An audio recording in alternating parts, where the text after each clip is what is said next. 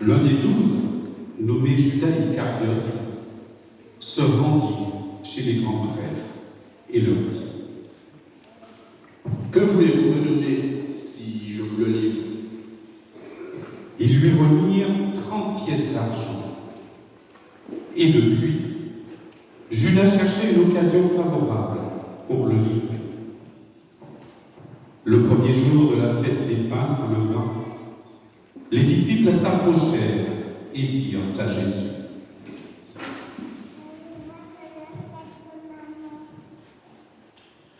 Où veux-tu que nous te fassions les préparatifs pour manger la Pâque? Il leur dit: Allez à la ville chez un tel et dites-lui: le maître te fait dire, mon temps est proche. C'est chez toi que je veux célébrer la Pâque avec mes disciples. Les disciples firent ce que Jésus leur avait prescrit et ils préparèrent la Pâque. Le soir venu, Jésus se trouvait à la table avec les 12. Pendant le repas, il déclara: Amen, je vous le dis, l'un de vous va me livrer. Profondément attristé, ils se mirent à lui demander chacun son tour: Serait-ce moi, Seigneur? Serait-ce moi, Seigneur? Serait-ce moi, Seigneur? Prenant la parole, Serait-ce moi, Seigneur? il dit: Celui qui s'est servi au plat en même temps que moi, celui-là va me livrer. Le Fils de l'homme s'en va, comme il est écrit à son sujet. Mais malheureux celui par qui le Fils de l'homme est livré. Il vaudrait mieux pour lui qu'il ne soit pas né, cet homme-là. Judas, celui qui le livrait, prit la parole. Rabbi, serait-ce moi? Jésus lui répond: C'est toi-même qu'il a dit. Pendant le repas, Jésus ayant pris du pain et commencé la bénédiction, le rompit et le donnant aux disciples, il dit: Prenez, mangez, ceci est mon corps. Puis, ayant pris une coupe et ayant rendu grâce, il la leur donna en disant: Buvez-en tous, car ceci est mon sang, le sang de l'alliance, versé pour la multitude en rémission des péchés. Je vous le dis désormais, je ne boirai plus de ce fruit de la vigne jusqu'au jour où je le boirai nouveau avec vous dans le royaume de mon Père.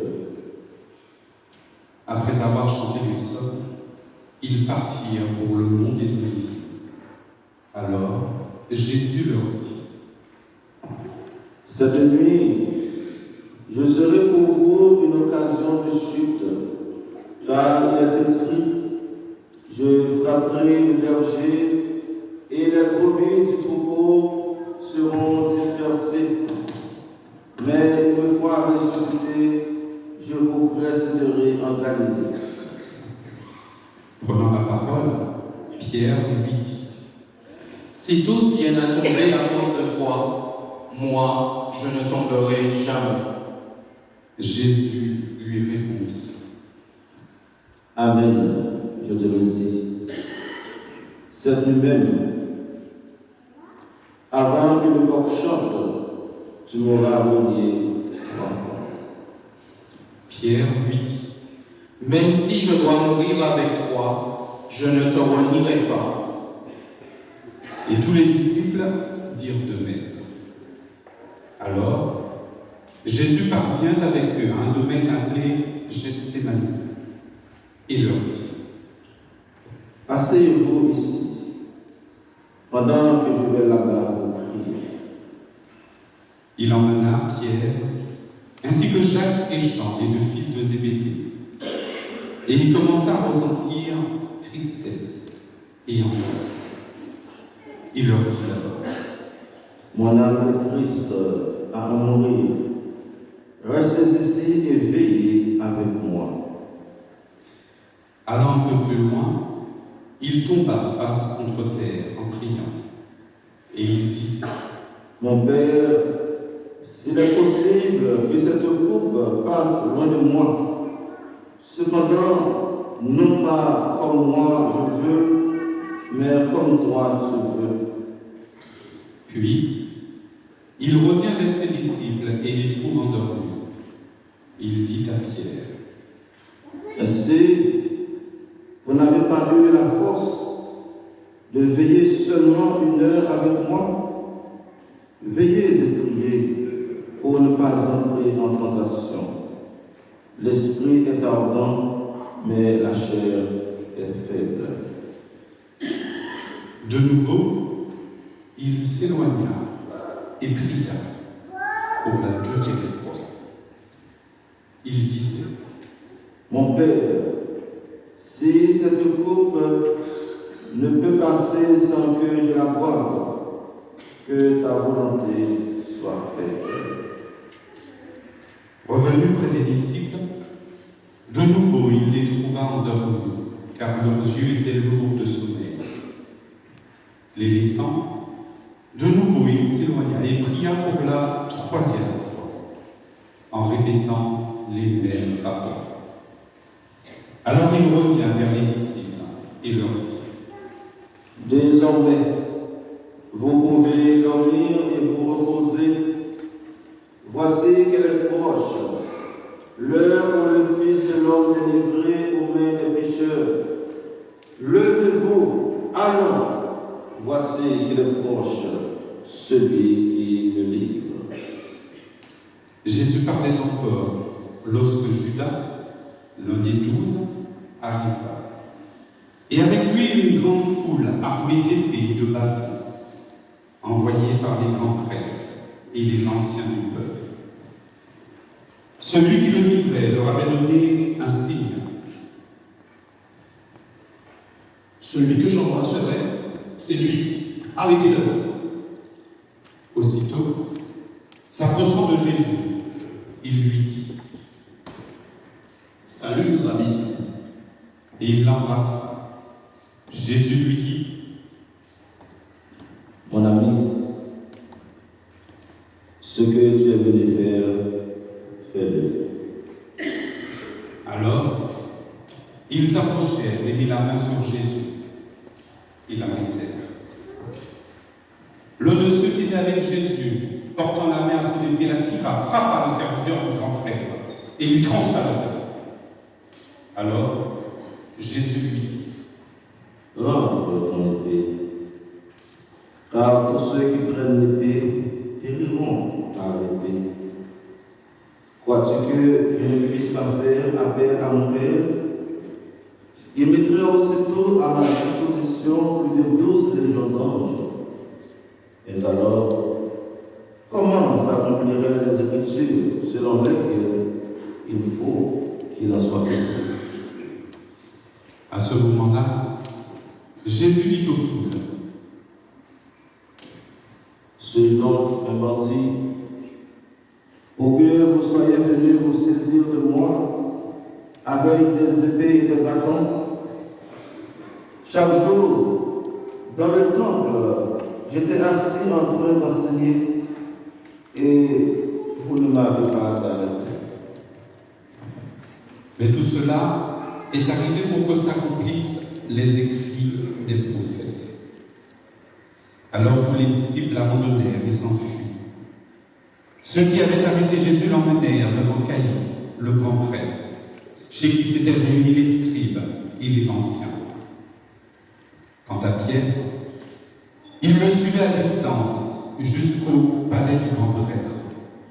Il entra dans la cour et s'assit avec les serviteurs pour voir comment cela finirait. Les grands prêtres et tout le conseil suprême cherchaient un faux témoignage contre Jésus pour le faire mettre à mort. Ils n'en trouvèrent pas. Pourtant, beaucoup de faux témoins s'étaient présentés. Finalement, Il s'en présenta 2 qui déclarèrent: Celui-là a dit: je peux détruire le sanctuaire de Dieu et en 3 jours le rebâtir. Alors, le grand prêtre se leva et lui dit: Tu ne réponds rien. Que dis-tu des témoignages qu'il porte contre toi?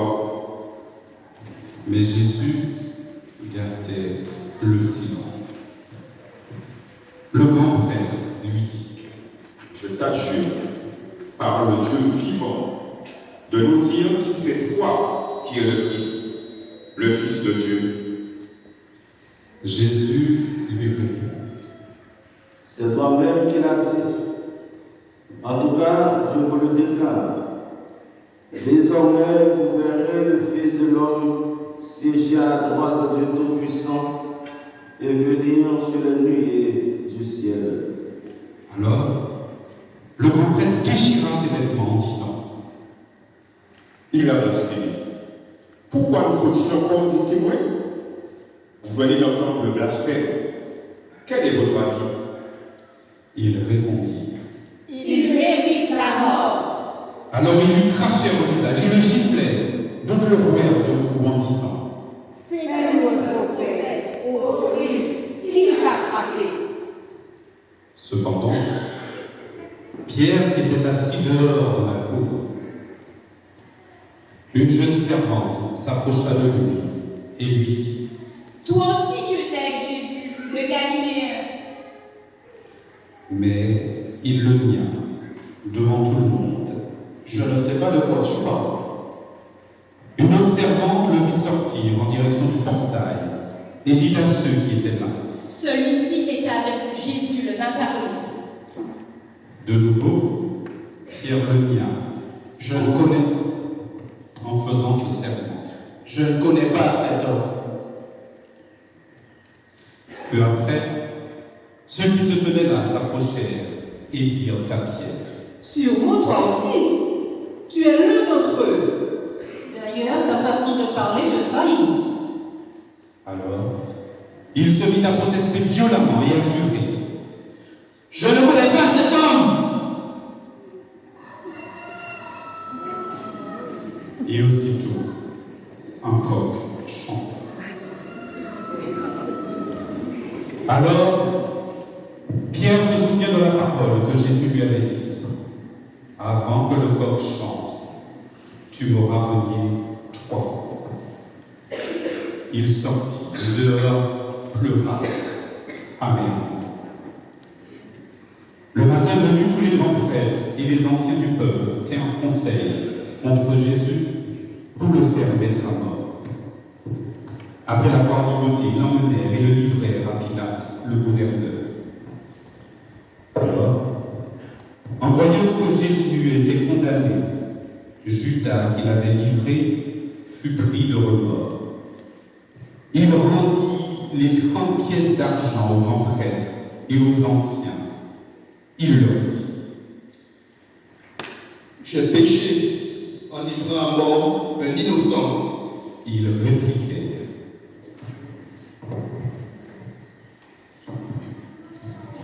Que nous importe?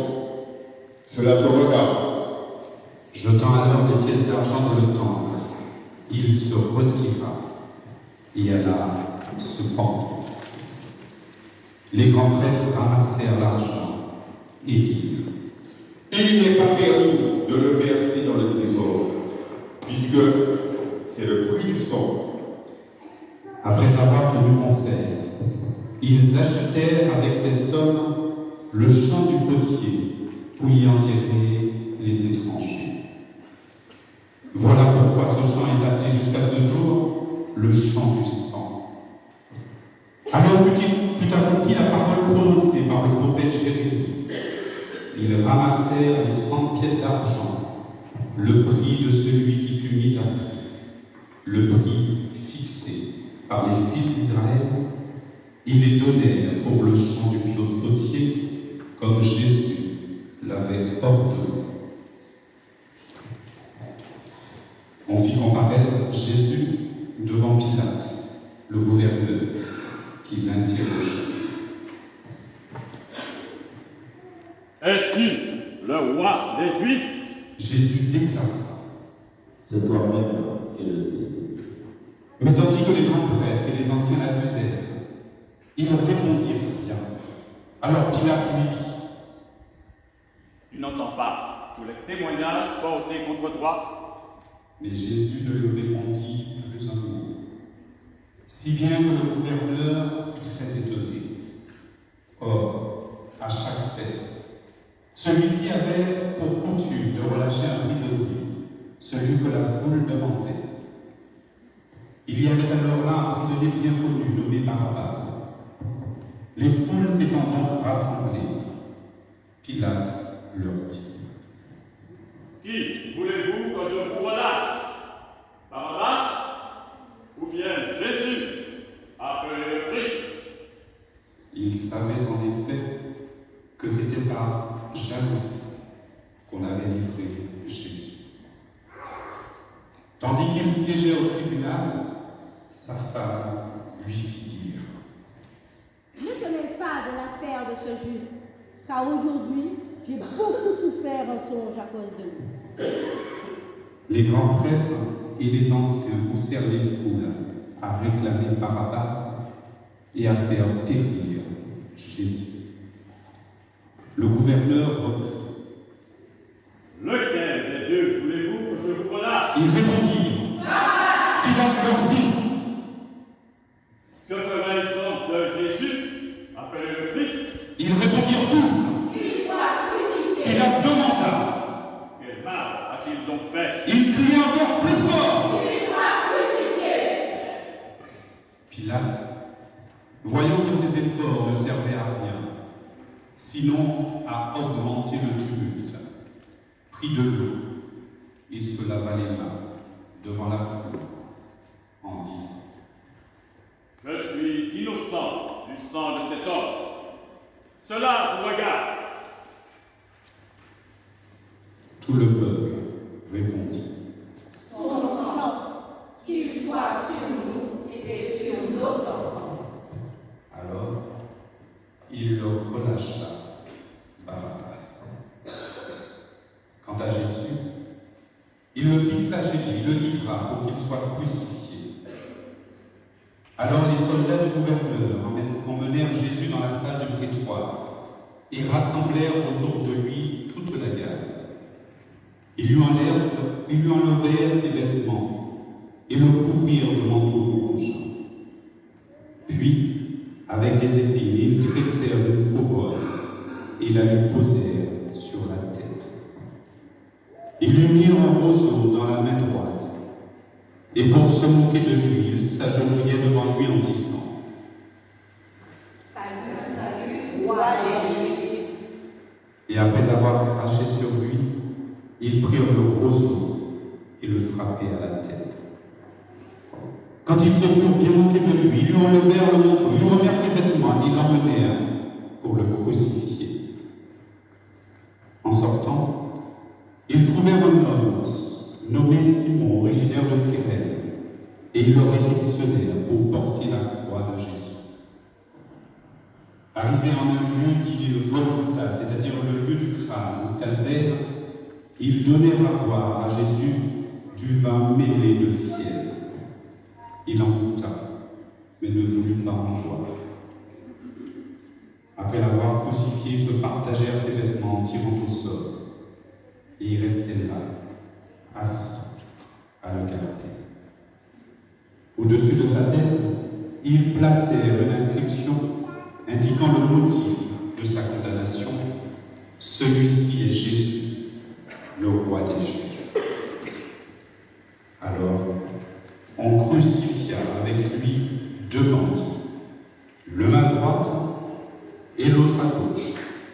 Les passants mesuriers, en hochant la tête, ils disaient, Toi qui détruis le sanctuaire et le rebâtis en 3 jours, sauve-toi toi-même, si tu es le Fils de Dieu, et descends de la croix. De même, les grands prêtres se moquaient de lui avec les scribes et les anciens en disant, Il en a sauvé d'autres, et il ne peut pas se sauver lui-même. Il est roi d'Israël, qu'il descende maintenant de la croix, et nous croirons en lui. Il a mis sa confiance en Dieu, que Dieu le délivre maintenant, s'il l'aime, car il a dit, je suis le Fils de Dieu. Les bandits crucifiés avec lui l'insultaient de la même manière. À partir de la 6e heure, c'est-à-dire midi, l'obscurité se fit sur toute la terre jusqu'à la 9e heure. Vers la 9e heure, Jésus cria d'une voix forte. Élie, Élie, lema sabachthani. Ce qui veut dire, Mon Dieu, pourquoi m'as-tu abandonné? l'ayant entendu, quelques-uns de ceux qui étaient là disaient, Le voilà qui appelle le prophète Élie. aussitôt, l'un d'eux courut prendre une éponge qu'il trempa dans une boisson vinaigrée. Il la mit au bout d'un roseau. Il lui donnait à boire. Les autres disaient, Nous verrons bien si Élie vient le sauver. mais Jésus, poussant de nouveau un grand cri, rendit l'esprit. On se met à genoux, s'il vous plaît.